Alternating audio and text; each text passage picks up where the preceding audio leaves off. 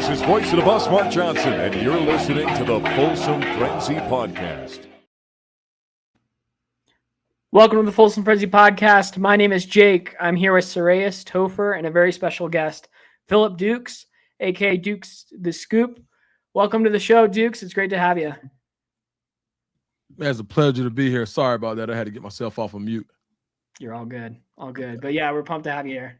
Man, it's always fun, man. I'm super appreciative of you guys bringing me back. Cool. So this episode, we're going to dive into position groups as we look going into the season. This is going to be our position group preview, and then next week we're going to do our win and loss predictions. So we're just going to kind of go around the horn, give our thoughts on the various position groups. I think we're going to start probably on the topic folks care most about. We're going to start on the offensive side of the ball with the quarterbacks. So just kind of want to go around the horn. What are you guys' thoughts with the quarterback room? Who's going to start? What's kind of your preview for this year for the quarterback room for CU? Sirius, you want to kick us off? Yeah, sure. So I think we talked a little bit about this last time, but we got the two main contenders, Caden Salter and Juju Lewis, right? So obviously Juju Lewis, true freshman, straight out of high school. I believe he graduated very young, 17. I don't even know if he's turned 18 yet, but he's got all the tools that you need in a quarterback in terms of what you're developing for in a pro style quarterback. Caden Salter came from Liberty. He's more of a dual threat guy. He actually put up some big numbers, especially the year where Liberty went undefeated until their bowl game. I like the idea of starting with the experience and leveraging the experience. We haven't had a true dual threat quarterback in a while at CU. And of course, as everyone knows, CU's calling card during their heyday was certainly dual threat, if not bias running. So it'd be really great to see a high level dual threat quarterback again. So for me, he's got to be the leader in the clubhouse just purely from experience. But we also got Juju here in the spring because he graduated early, so he could get in and learn the system and see the fit. So I'm sure we'll see both of them at some point this season. But I really like the idea of biasing towards experience. Yeah, Dukes, what do you think? I know Juju's your guy, being from Atlanta, but I want to hear your thoughts. Yeah, I mean, definitely a great relationship with Juju and his dad from just being around him and being around the family for a while. But I think there's no substitute for experience on this level. I think that the quarterback position is one that experience, you have to be that much better than the guy in front of you. The more experienced guy, you've got to be head and shoulders better than him in order to not play him, especially a guy who has a 3,000 pass and 1,000 yard rushing season under his belt. So when you have a guy like that, I think in most situations, if you don't bring in Caden Salter or a quarterback transfer of that caliber, there's no question that Juju Lewis would be prepared to start against Georgia Tech. But being that you do have a guy like Caden Salter who's played against Power 4 competition, who's beat Power 4 competition, and that knows he's a man. And a lot of times, and I know that sounds overly obvious, but a lot of times you want a guy with a mustache to talk to other guys with mustaches. You want guys, and not to say, and I don't mean literally, I mean figuratively. A 22-year-old can tell another 22-year-old some things that a 17-year-old probably wouldn't be able to tell them. And I just think those are things that go without saying that people don't talk about that go into this quarterback competition. But when it just comes down to pure talent, I don't think you could go wrong in this competition at all. I think Julian Lewis is one of the more talented quarterbacks in the country, period. Doesn't matter conference, doesn't matter size, height, doesn't matter. He's just a talented quarterback. But I think in the context of trying to win a ball game against Georgia Tech, I think if it's up to, I mean, if I were to make a bet on who would be the first quarterback, I would probably go with Caden Salter, just reading the tea leaves. But that doesn't mean that, but that's not an indictment on what Julian Lewis did in fall camp at all. Yeah, I think one thing I'm most excited for with this QB room is we don't have to be on pins and needles if someone gets hurt or slow to get up with Juju backing him up.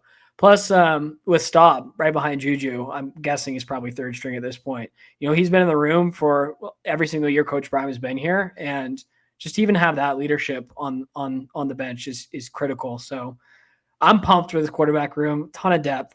mean, Caden Salter, the year before last, was arguably almost a Heisman contender that first year at Liberty. Second year at Liberty? His sophomore year. He just went off. So I do agree with you guys. I think Cadence will probably get the start, which also sets up an awesome storyline for Juju to get his first season start for the Georgia Tech game in Georgia. That's going to be electric. So, yeah, I'm excited for this group. But let's move on to the offensive line. I think that's probably the next position group folks are very eager to hear about because that has been our Achilles heel at CU. Let me just kind of run through some names. This is kind of a rough projected starting lineup. Again, we have no idea. We're not with the team. I don't even think the coaches know what the starting lineup's going to be. But potentially you have Jordan Seaton at left tackle, Xavier Hill at left guard, the transfer from Memphis, Zarian McGill at center, Xylon Christer right guard, Larry Johnson right tackle. And then just to talk through kind of the second string guys, just really quick here. Andre Roy, he's a junior at left tackle. Cooper Lovelace, left guard. Atia at center. Aki, I'm not even going to pronounce his name. Ogumbi, help me out, guys. No idea. Right guard, and then Philip Houston, right tackle. And then there's a couple guys I didn't even mention, Kareem Harden, Tyler Brown, Chauncey Gooden. So a lot to be excited about with the offensive line. Topher, I'm going to open up with your thoughts. Before you even start that, Sirayus, do you have the stat on our offensive line? Do you want to just open up with that quickly? Yeah, sure. So this has been starting to make the rounds around social media again, even though this article came out a few months ago. But Renee Nadeau of Crescent City Sports put out an article back in June about the largest offensive lines of 2025 in college football. And there's kind of like two different lists. One is what are the projected offensive line sizes of top 25 teams? Obviously, CU's on the outside looking in there. I believe we only had one vote or a couple votes.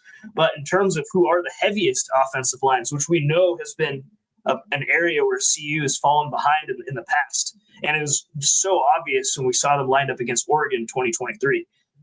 They have the top 5 heaviest as, interestingly, Texas State at an average of 6'5", a little over 6'5", 341 pounds. And then Texas A&M at number 2, 6'6" at 330. And then Colorado at 6'4" and 329 pounds. So after that, we got Mississippi State, Iowa State, Oregon, which are kind of, especially Oregon being a usual suspect, Alabama at number 8, Ole Miss 9, Florida at 10. So that's definitely some good company to be in. The Texas State inclusion is a bit of an anomaly, it seems like, potentially. Or they're a team to watch this year as well. All I know is from our perspective, having that weight and then all the pre-camp reports so far are very, very promising for this group. Topher, what are your thoughts with this O-line? Being the film guy and watching a ton of film last year on how our O-line performed, the areas we struggled with, especially we're picking up stunts, and that comes a lot with experience. It comes a lot with communication. So when you look at that projected depth chart, seeing that our starters are now second and third string guys, and you have guys with, Power 4 experience coming up and hopefully having the size and strength to be able to talk through that, do their footwork through that. I think it's very promising. I will believe it when I see it, though, right? Like being a CU fan, you just have seen so much mediocre and subpar O-line play. It just feels like it's a stench that stays with the program. So until it's cleared out, I'll believe it when I see it at this point. Dukes, are there any guys on the line you're most excited to see? Yeah, I think Larry Johnson, the transfer from Tennessee, he was a guy when I talked to some people at Tennessee that he was starting. He just got caught up in the David Sanders hype. And you guys remember David Sanders was the number 1 overall offensive tackle, basically an offensive tackle prodigy. And Larry Johnson just was the odd man out, and he wanted to go play, and he found a space in he found a space at Colorado to play. But during the spring, it wasn't like he wasn't like, if they had to play him, they would have been great. They would have been okay. And a guy who they did not want to lose had a really good spring. So I think for him to be able to pull a guy like that from Tennessee, I'm really excited to see what he can do in the Big 12. Another guy that I like is Xavier Hill from Memphis. So Xavier Hill, when you go and you look at the pre-draft reports for this year, you got the Blesto report and you got the National Football scouting report. He's on both. They have him as a mid-round pick. And offensive line hasn't been somewhere when you think about Colorado where they've just been pouring guys into the NFL. You've had some, but I probably can't think of the last time that you had the ability for maybe 3 to 4 guys to be drafted or at least be on rosters from the same class. This year you could have 3 to 4 guys get looks. Not this year. Waiting on Jordan Seaton. But let's say, Jordan Seaton is a potential top 10 guy, someone that NFL scouts, even being at pro day, they were just licking their chops. I mean, you can see it. He almost literally. You ever see when like back in the day, the cartoons when a guy would be hungry and they would see like a big ham or something like that, the cartoon character.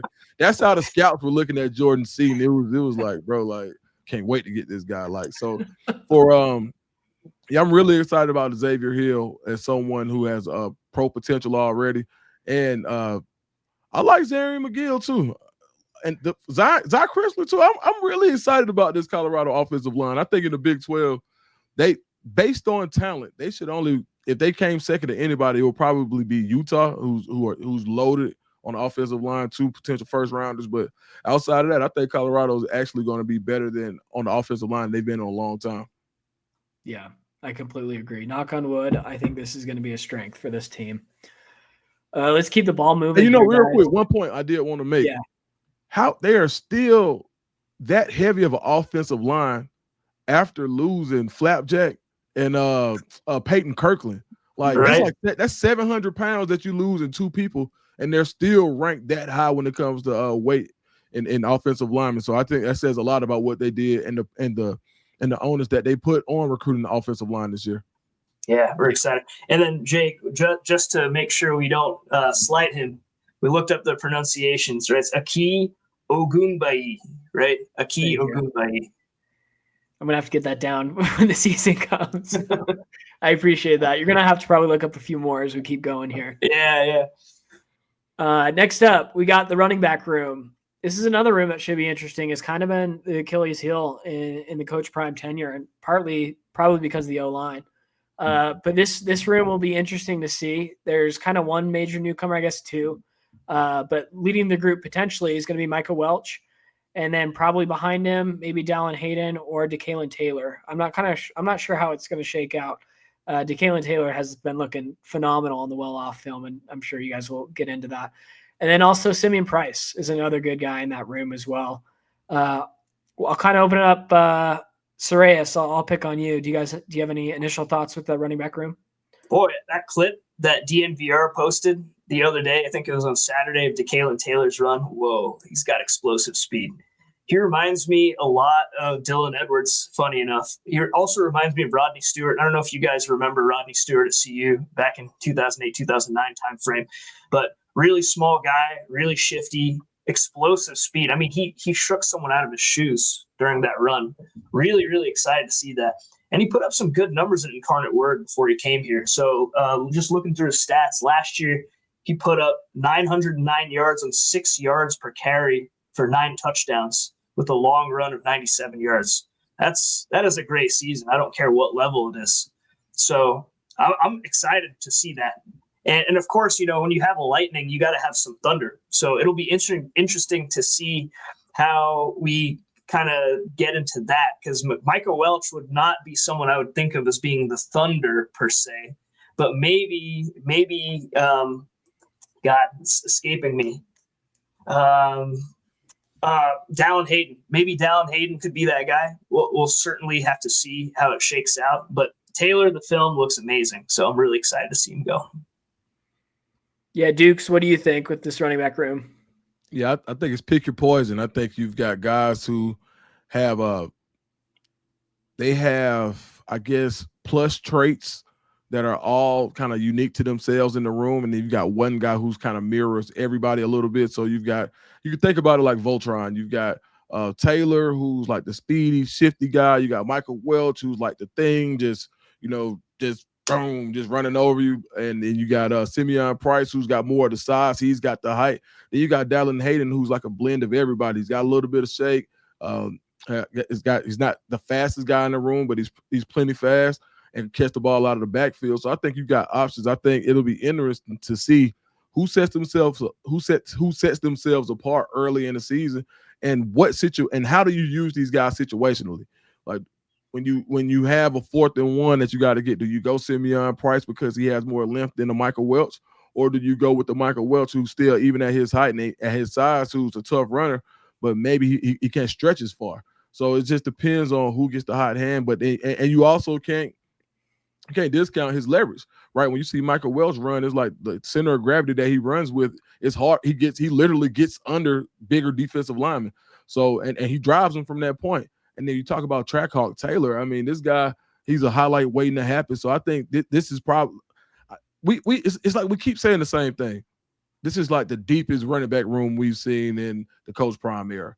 And it seems like this is becoming a recurring thing that marries up to Coach Prime saying that he thinks that this team is the best team that he's had talent-wise since he's been in Colorado, and which in turn means since he's been coaching college football. So I'm excited about the room. I think day one, at first I thought it was going to be Hayden, but I wouldn't be surprised to see Taylor. I mean, I wouldn't be surprised. And of course, a lot of people say, well, you don't want to start out with a guy that small, but shoot, does it matter when you got a line that big? I mean, so yeah. I think it'll come down to between those two for the first carry of the season.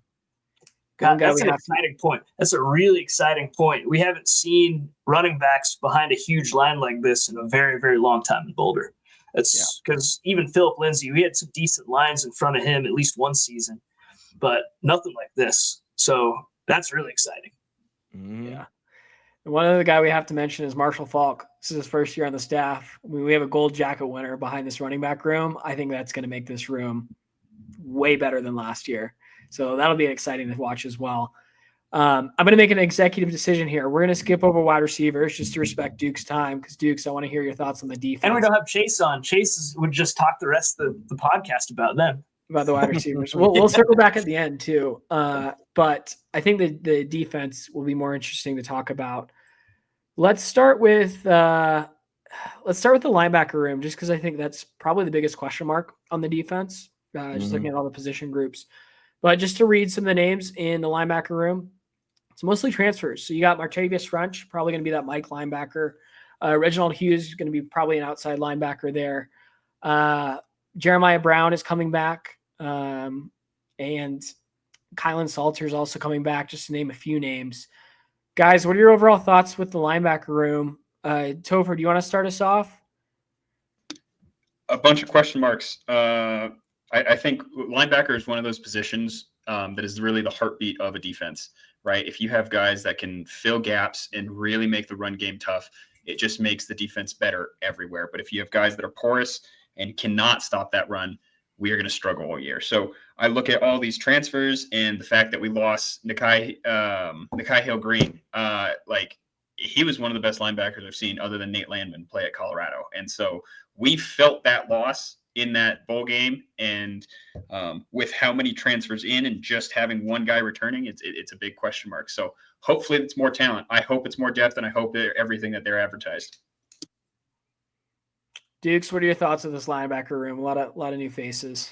I think you definitely added more athleticism than you've had in a long time. Reggie Hughes and Martavius French, both guys are supremely athletic. Martavius French is a guy who had 4-star pedigree. I think it's something that'll be interesting for somebody to take this on. Maybe I'll do it. But to go look at Colorado's blue chip rating based on guys who were 3 stars or better when they came out of school. And what if these guys, if you rank them now in comparison to Big 12 rosters, you got a lot of guys who started out highly ranked that, found their way to Colorado, found their way to Boulder, and Martavius French is one of those guys. But when you look at the ability for guys to run and hit sideline to sideline, I think you're definitely more athletic than last year.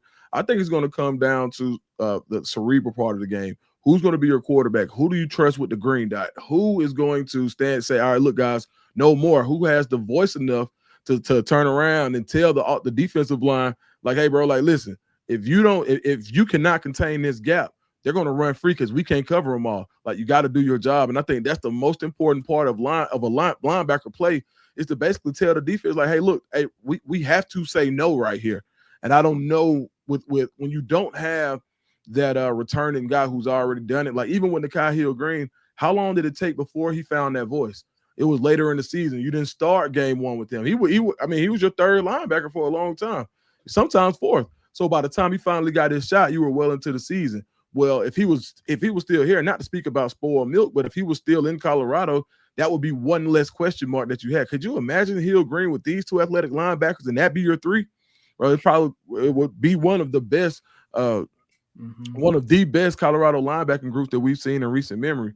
But when you have to think about who's there, I want to see more out of Sean Myers. I'm not sure what's going on. I haven't watched a ton of the videos, but that was a guy who, when I talked to people who were familiar with him in Alabama, and just saying, like, speaking on being from North Alabama and being recruited hotly by Charles Kelly, who was the DC at Colorado, but he's now at Jacksonville State.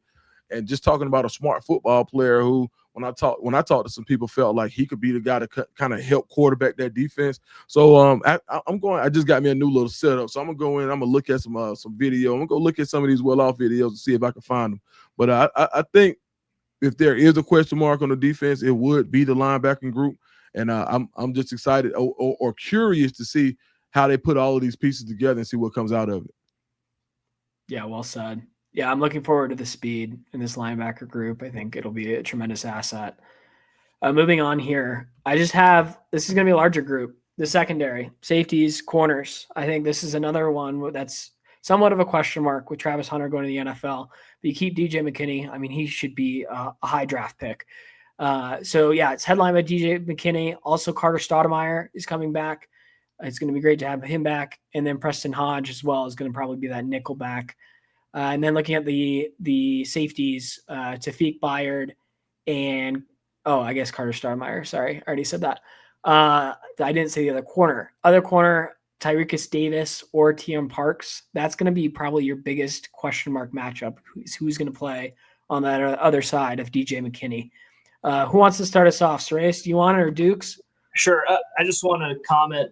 Man, it sucked losing Colton Hood. Like, he was someone who I was really, really excited to see continue to develop. He showed us some really good moments last year, but now he's at Tennessee. So that was a tough loss.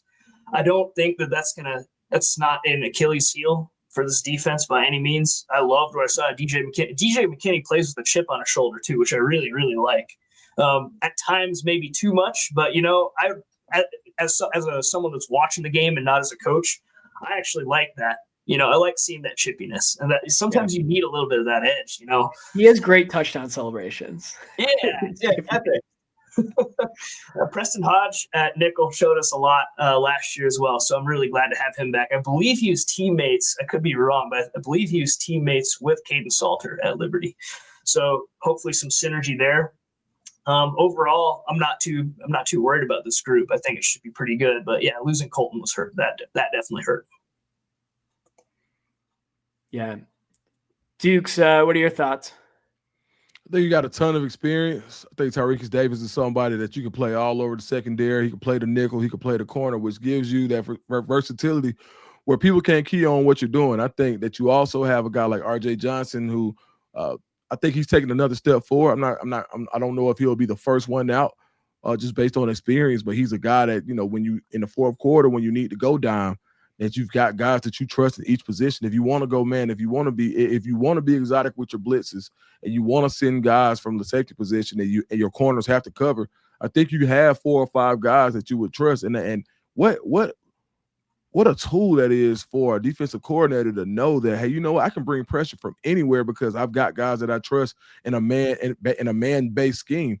I think at the safety position, I think you've got 2 guys that nobody's talking about that are really good athletes. I just want to see how they mesh with the defense, and that's Terrence Love, who transferred from Auburn, and John Slaughter, who transferred from Tennessee. These are 2 guys, big, physical, fast guys, and I don't think you've seen guys with their type of size and speed in that secondary. Now it's just about figuring out the scheme, figuring out where and when to be there, and how do you unleash that size and speed. But when you look at Colorado's safeties historically, or in the last year or two, they've all been around the same range, 5'9", 5'10", good football players, but you haven't had that guy who was fast, who could play on the roof fast enough and could come down and support you in the box with, and not give up anything, and to kind of be like that fourth linebacker. So I think you have so many options. This is a deep room, and I think as you get into game 4, you won't know who to look for until about game 4 because everybody's going to get their opportunity to get their feet wet. And I think you don't really know until the bullets really start flying until you don't have the familiarity with the offense and you're seeing how people react when they do see new schemes, when they do see things that they've schemed for, and can they put it into action is a whole lot different. I think Kobe Bryant told Bow Wow, he told Kyrie Irving, he told somebody this, it was great. He was like, listen, it's a whole lot different looking at that great white shark in the aquarium than it is swimming with it. And I think it's the same thing when you talk about playing or having scout team telling you what somebody playing against scout team Georgia Tech versus playing against Georgia Tech. Two different things. And you only know what people are going to do in those situations until you put them in those situations. So I think it's going to be interesting, but I think you probably get your first 5, 6 for the rest of the season by game 3 or 4. Yeah. One other guy I'm excited about, I don't know if he'll get a ton of playing time, but I love his potential is Noah King, the transfer from Kansas State. He's a top 300 recruit at Kansas State, 4-star recruit. I think he could potentially be the next DJ McKinney. Yeah. I hate that I didn't say him, but absolutely, man. Every tool in the book, and when you think about it, and I love the prototypical guys. When you and of course, I'm a shorter guy, so it's like I always root for the underdogs. But sometimes when you just get a guy like, listen, that's how it's supposed to look. We don't have to do anything to that car. All we got to do is drive it. He's one of those guys. So, man, shout out to Noah King. I'm excited for what he does as well. Yeah. Let's see here. I'm trying to be conscious of our time. Let's talk D-line. I think that'll be a fun group to talk about. We'll talk D-line, and then we'll probably talk wide receivers and then wrap it up with Dukes there. So defensive line, this is probably going to be arguably our biggest strength on this football team, which is exciting.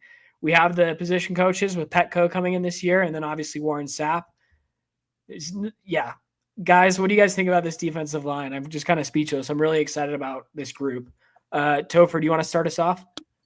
I'm going to give my hot take. I think Keaton Wade's going to lead us in sacks this year. Again, he only played 5 games and led the defense in tackles for a loss. This guy has a nose for the football. So Keaton Wade's my guy to pick the most sacks. That's so exciting. The fact that a guy that played 5 games is coming back. I'm ecstatic about this position. There's no notes. Everybody's good. Everybody's good. Everyone's going to get run. We're just going to have this 3-play rotation, and it doesn't matter. The O-line's going to be like, these guys are big, they're athletic, they're strong, and they understand football, and there's nothing we can do about it. Yeah. Yeah, two guys who we really saw step up towards the end of last season are coming back too, and Amari McNeil and Arden Walker, right? Arden Walker, local guy. We really like seeing those guys succeed, and a legacy buff too. But he really came on strong in the second half last year. Amari McNeil as well. So bringing those guys back is big. A couple other names that are returners like Taufiq Thomas. He had a couple. So he was actually getting into games towards the end as well and had some good plays. One moment that was really funny is they put up Charlie Offerdahl's picture after he got a sack. After I think it was in the Utah game. So I thought that was a really funny moment. But then also before I wrap up what I'm saying, I got to shout out Nikhil Webb-Walker, battling lymphoma and coming back and seeing all of his teams, seeing his whole team embrace him. And obviously everyone knows what happened with Coach Prime. So huge shout out to him, and he's an inspiration. Yeah, I'm glad you mentioned him, Shreyas. Dukes, what are your thoughts with this D-line? Man, I think when you think about having 10 guys that you can play on the defensive line and that you can trust 10, you just go through the names. You got 10 guys that you can get quality minutes from. Most offensive lines will play 6 at the most. So you're basically playing 10 on 6. And even if a guy may not have the top level talent of, let's say you play 4 edge rushers. All right, well, by the time that offensive lineman is in the fourth quarter and you've been playing against 4 guys all game long, somebody's going to break through, and I think it'll be sooner than later. Another good point about Keaton Wade, his twin brother transfers out, and he stayed, and I think that meant a lot to Colorado. That was one of the biggest recruiting wins up because he would have been a top-flight guy in the transfer portal. The transfer portal prioritizes quarterbacks, protecting the quarterback, and going to get the quarterback. And so he would have been one of those guys in the portal that would have been able to name his price without even having a ton of production because you saw how productive and how efficient he was in the small sample size that he did have. So I think another year of Keaton Wade and Quincy Wiggins, I'm excited to see this guy. When I went to Colorado in the spring, I saw this guy and I tapped. I think I was with Uncle Neely at the time. I'm like, bro, who is that? And he was like, oh, that's Q. He said it just like, oh yeah, that's Q. I'm like, bro, like, where did you get him from? Like, what planet do they make those? He now I was just talking about a prototypical DN. The NFL scouts like literally, if you walk in somewhere, he's the guy that you would probably think is the football player. First guy off the bus type physique.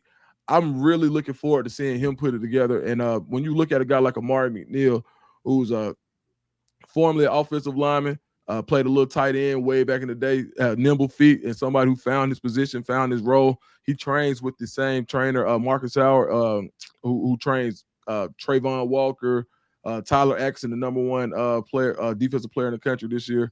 Just a ton of guys that James Pierce Jr. So Amari McNeil, when I talked to his trainer, actually I interviewed him probably about a week ago on my channel. He talked about Amari developing that second move. And that was something that he had, but he had to hone that skill and hone that move. And he's looking for Amari to have a big year, both in the run and the pass game, being a complete defensive lineman. So I'm excited to see Amari McNeil. It's exciting. Like, I don't even think Jaheim Otis is going to start. We'll see. And man, huge transfer. It's exciting. Yep. If that's your third guy, jeez. Yeah. Right.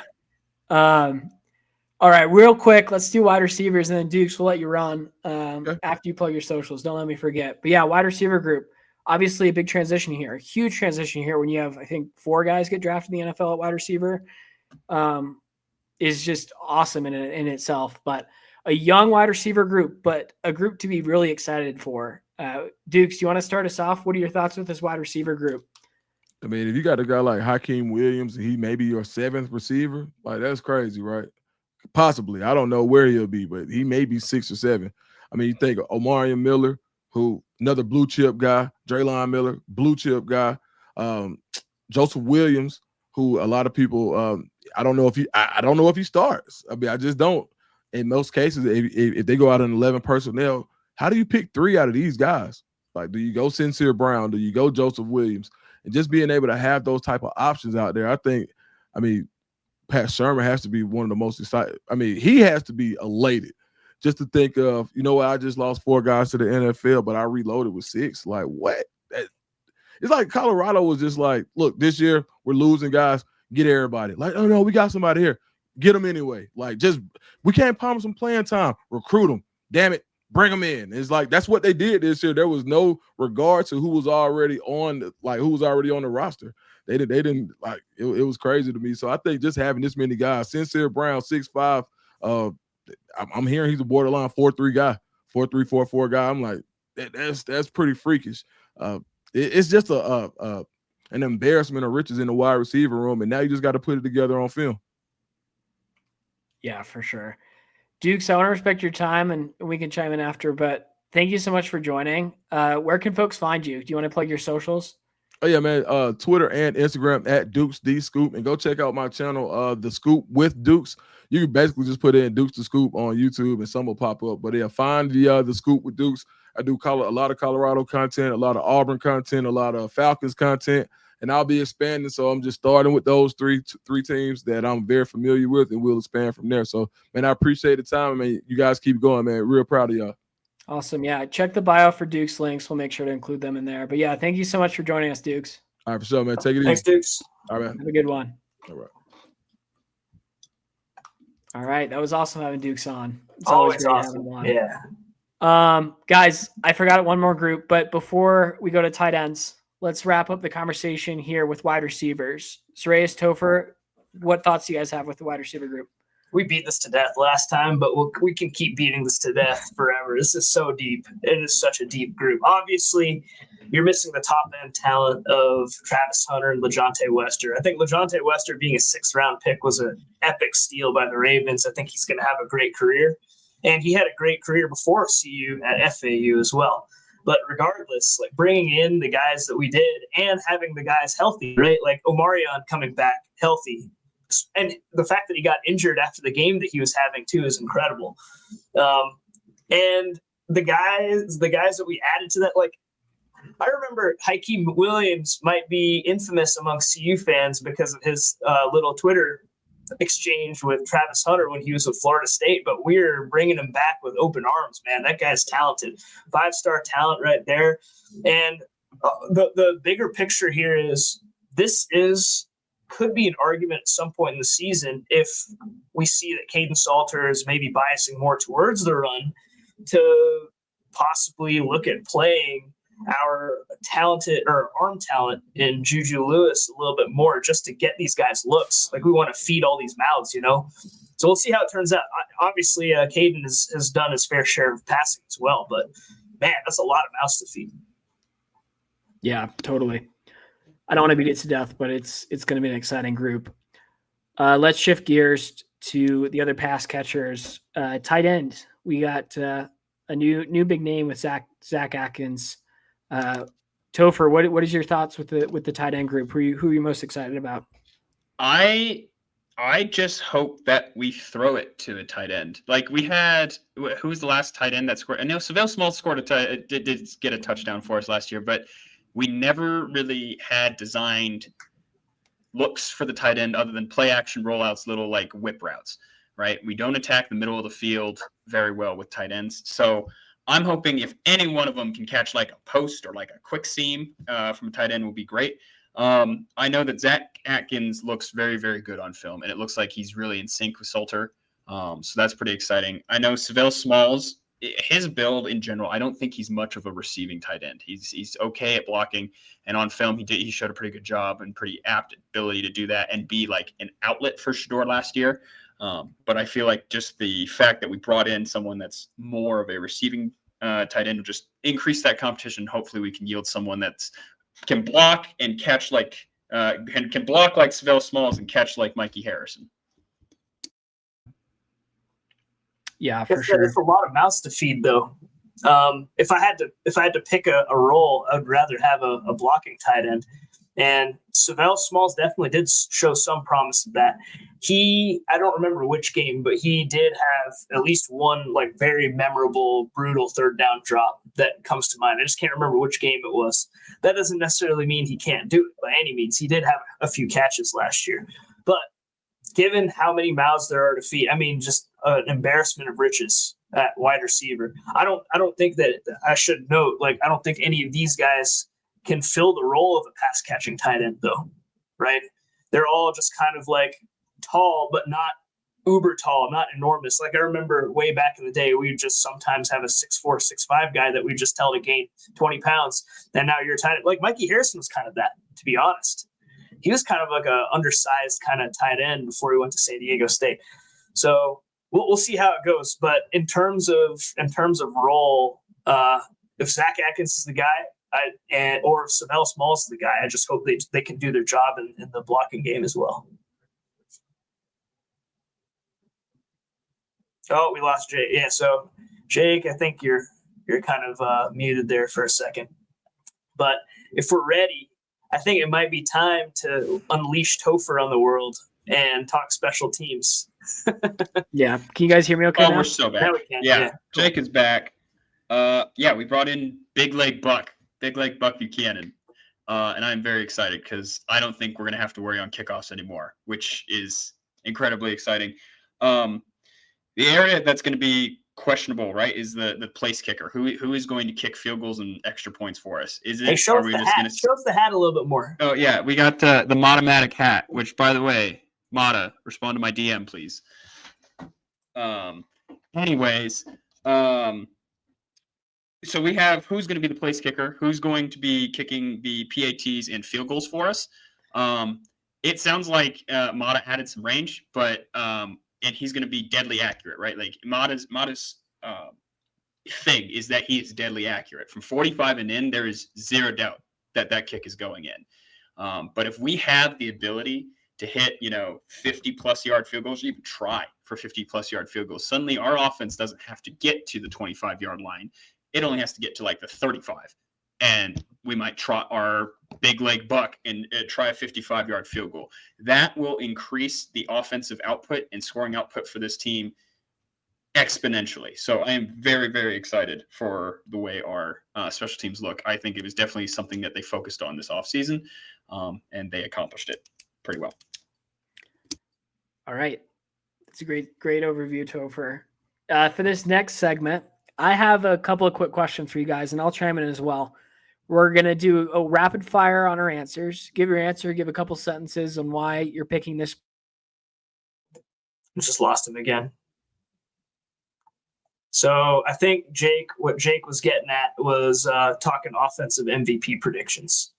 So I'll point back towards Topher here. You might be a little bit more prepared right off the dome, but who you got for us? This is a no-brainer. Omarion Miller's Heisman campaign has started just now, right? I want this hashtag Omarion Miller for Heisman. And when Twitter starts to freak out, like, who the hell is Omarion Miller? We'll just say and be like, we told you. We beat this drum. We said he's good. He's going to have a better season than Travis Hunter because he's only playing one side of the ball. And every single game that Omarion Miller has gone off has been what felt like 200-plus yards. So you are legitimately looking at someone that could pace for 2,400 receiving yards. Now, do I think Caden's going to throw that much? No. But I think Omarion is going to be the focus on our offense, and he is going to be unguardable. Oh, Hopefully, yeah. I'm back. Can you guys hear me? Mm-hmm. Cool. I'm going to go ahead real quick. I was going to say this is a rapid fire segment, so we'll all three give our answers. I'm going to go Caden Salter. You know what? He's going to have a great year. That's my prediction. This is his year to make a good NFL case, and I think he's going to be the guy. He's going to have a lot of rushing yards. He's going to have a ton of passing yards. So there's my prediction. Sreyas, who you got? Yeah, I was going to say Omarion as well, but I'll go with Draylon. Not just to be different, but because I think that slot position is going to be really important no matter who the quarterback is. And he showed us a lot as a freshman, and I can imagine that he's only gonna improve from here.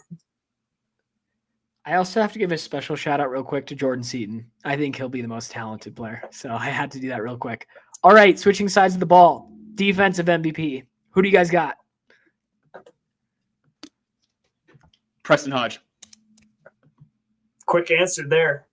I think that's our best coverage quarter. DJ McKinney plays with a chip and he's a better tackling, but Preston Hodge is our best coverage corner, and in my opinion, had the most important interception of our last season. And I think in big moments he makes big plays and can cover phenomenally well. Preston Hodge is my guy.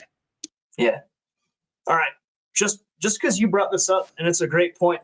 Keaton Wade, he's gonna show up this year, and they're just gonna unleash him and let him rush the quarterback whenever. Honestly, I'm trying to remember who's that guy on the. I know it's rapid fire, but still, on the 2016 team who had all those sacks that came out of nowhere. I'll think of it in a second, but it's going to be like that. Ogunbode? No, I'll think of it. Give me a second. Keep going. Okay. Keep going. That's going to bother me too, but I'm going to go with Arden Walker. I think he's going to be that guy off the edge who's going to lead the team in sacks. Sorry, I'm not going to go with your Keaton Wade prediction, but I love that prediction. He is an absolute stud. But I think Arden Walker is going to be the defensive MVP. Also, DJ McKinney could give him a run for his money. We got to mention his name for sure. But yeah, that's going to be my guy, Arden Walker. Jimmy Gilbert was the guy who I was thinking of. Oh, yes. How could I forget Jimmy Gilbert? Yes, right. Unleash the Wade. All right. So next question. Who do you guys think will be the biggest underrated player? So who's kind of sleeping on the depth chart now? Who are folks not really speaking about much, but who is going to make a splash this year? Maybe different from a breakout player, because breakout player might be a returning buff, but maybe like a transfer that's underrated, or even a returner who's kind of underrated on the depth chart. Who are you guys thinking? Hopefully I was able to stall a bit that you guys have someone that comes to mind. Give me DeKalen Taylor. We've already talked about why, but those explosive running backs, it's been a while since we've unleashed it completely. We did see bits of it with Dylan Edwards against TCU, but a full season, that's going to be exciting. Yeah, give me Juju Lewis. Juju. I think he's going to play. And I he might not play that much. He might just play like second halves of blowouts, but I'm telling you, he's going to get in. Buff fans are going to go, oh, goodness. I like the way he throws the football. I like the way he throws with anticipation. So give me Juju. By the way, he's still 17. He's still 17. I looked it up. He doesn't turn 18 until September 21st. Underrated. He's 17. No one's going to say Yeah. they're going to see Caden start and then be like, oh, so he's probably redshirting this year. I don't think so. I think he will play. I think he will get run, and I think he's going to look really, really, really good. Yeah, I'm so glad we had Dukes on this show because there were so many guys he brought up that I thought, oh, those guys are flying under the radar. But he brought up some great guys. I got to stick with my guy who I mentioned earlier in the podcast, Noah King. I don't think he's going to, be one of your starters every game, but I think he's going to break out. And I think he's going to come on the scene and people are going to be really excited about him going into next year more so. So he's going to be kind of my underrated player for CU. This one's a similar category, but I kind of like this topic just because it's kind of those guys that are flying under the radar. But breakout player for CU. This can be a returner, I would think, who's kind of a guy who hasn't fully broken out yet.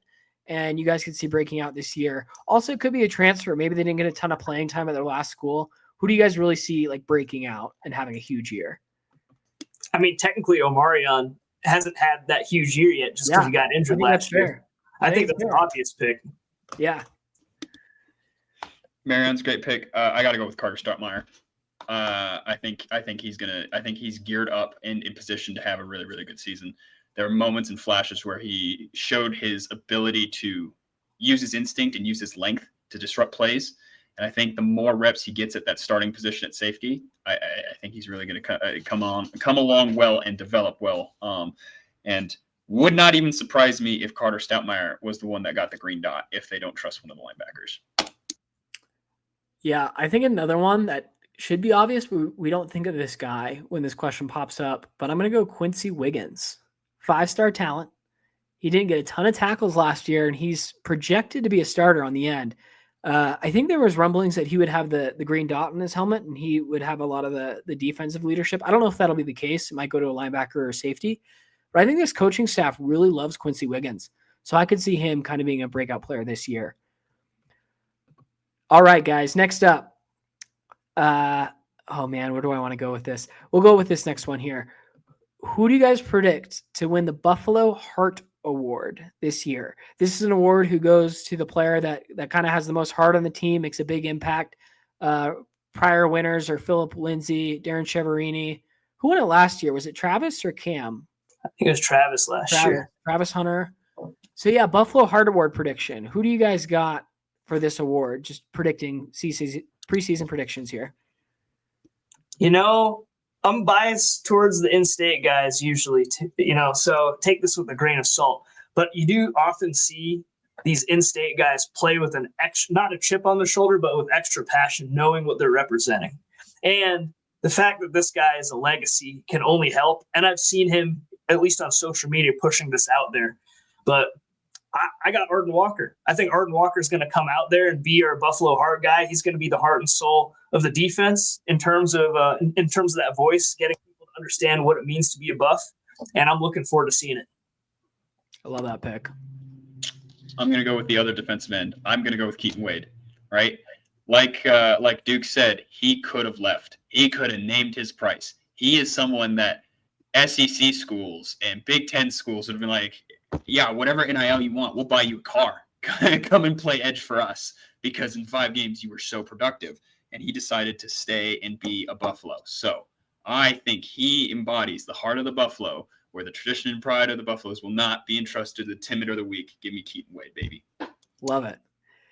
I'm going to go with a guy who's arguably one of the best players on this team. I'm going to go with Jordan Seaton. Oh, we lost him again. Jordan Seaton. Great pick. Yeah, no, it's a great pick. So Jordan Seaton, just to piggyback off of Jake, since I hope I know where he was going with it, he was a big driving force in the "Why Not Come Here" movement, and that's a really, really good sign. If you're in the "Why Not Come Here," I am the guy that is going to lead all these other talented recruits to come to Boulder. And then you show up and you come out and you have a great true freshman year. Now, all of a sudden, you have all this NFL hype, but you're still here and you're still pushing for it. I could totally see him carrying that torch. And we still lost Jake. So am I back now? He's back now. Okay. Yes, Reyes, you did a great job. I think he's also just been a leader, and he's been a sophomore, but he's just been behaving as an upperclassman. So yeah, Jordan Seaton, I think he did a great job summarizing it there, Sirius. All right, last one I have. Which Buffs will make the All Big 12 team? You can go first team, second team, or all freshman team. This one we might have to go off the cuff here, but yeah, who are we thinking, guys? Whoever wants to go first. Omarion, Jordan, and then let's start debating. Well, DJ Omarion, McKinney. I might debate you on because I think the Big 12 is really deep at wide receiver. Right? Are we talking first? Okay, are we talking first team or just making the second All team's Big 12? fair? Second team's fair. I could see him at second team, I guess. Yeah. Okay, yeah, that's fair. So I think Jordan Seaton that's a slam dunk. DJ McKinney to make the team, I think that's going to be there. Just because he's probably going to rack up sacks. Keaton Wade is probably going to get some looks. And then, I want to hear what else you guys think. I mean, there's a lot of other talent here. I could totally see another offensive lineman stepping up and being in that group. I could totally see Caden Salter or Juju Lewis having a monster season and showing up. If that happens, this is going to be a magical season. Yeah. Big 12 is probably the best quarterback conference this year, I'd argue. Yeah. Sawyer Robertson and whoever TCU's quarterback is. Oh, man, we have to face him this year. Yeah. Hoover. And Sam Levitt. And Sam Levitt, I think DJ's a lock. Jordan Seaton's a lock. Another guy, and Topher, you mentioned him, is Carter Stottmeyer. I could see him having a huge year, which is with how huge he is. I could maybe see him sneaking in second team. I believe that. I also think Preston Hodge is going to get quite a few picks this season. I think they're going to just test him because I don't think they want to test outside. I think they'll test Preston, and I think Preston is going to have himself a year. So I'd like to see Preston on that first or second team ballot there. Yeah. And I could also see Arden Walker as well. I got to mention him. It'll be interesting. I feel like a lot of these guys are like borderline. I don't know. Is there anyone else that we forgot or any freshmen potentially? Hey, how about Mata? Let's get Mata on the all-conference team. That'd be huge. It seems like the reports are that he's increased his range too. He's, I'm sure, inspired by Topher's challenge. Yeah. Show your hat one more time, Topher. I kind of butchered. There we go. Now you're on full screen. Matomatic. That's custom made, right? Because you're Mata's biggest fan. He has it on his Instagram to buy it from his NIL thing. So I was like, I'll throw you money. Right? Like, I put my money where my mouth is. So does Chase. Chase has a jersey. But anyways, Mata, come and kick with me and sign this hat, and so we can put out some content because it's gonna be sick. We lost Jake again. We lost Jake again. So while we're trying to find Jake, I'm also going back and looking since Topher, we picked defensive linemen for the Buffalo Heart. So looking back, there haven't been a ton in recent memory. 2012, obviously the disaster year with Embry, we had a defensive end, Will Precheck. So that's a good pick. That's another, I believe he's an in-state guy, so that's a good one. And then before that, you have to go all the way back to 2002 with Tyler Brayton, who was an NFL guy with the Raiders too. So hopefully another one to add to the list this year. Cool. Thanks for covering for me. My mic is just on the struggle bus today. Let's shift gears here. And before we wrap up, let's talk about the Buffs in the NFL. We talked about this last podcast, but there's been a new update with the Browns specifically because they played their last preseason game. Dylan Gabriel got the start. He got a lot of pass attempts in there. But yeah, what are you guys' thoughts? I don't know if you guys have his stats readily available. I do not. Yeah, but something like 13 of 18 for 140 something yards. Didn't throw any touchdowns, but it sound like I didn't get to watch the game live either.